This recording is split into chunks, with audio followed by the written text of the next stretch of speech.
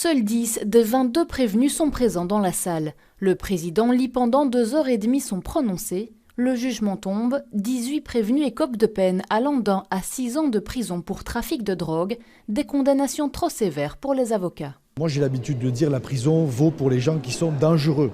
Par contre pour des personnes, pour des jeunes qui pour la première fois comparaissent devant un tribunal, frappés avec une peine de 6 ans d'emprisonnement et avec une demande d'arrestation immédiate, ça me paraît tout à fait disproportionné. On a tendance à dire, nous les avocats, que la justice pour l'exemple n'est pas un exemple de justice. Donc c'est-à-dire que peu importe que les peines soient fortes, et on le voit d'ailleurs avec le modèle américain, que vous pouvez prononcer des peines extrêmement fortes, ça n'empêchera pas la délinquance.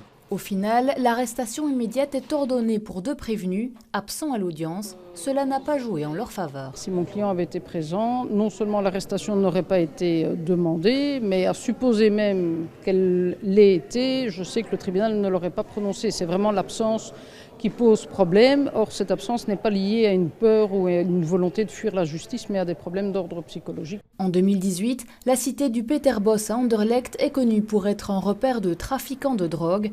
Des journalistes et des agents de la STIB y avaient même été agressés. Pour les avocats, le jugement d'aujourd'hui n'arrangera pas la situation.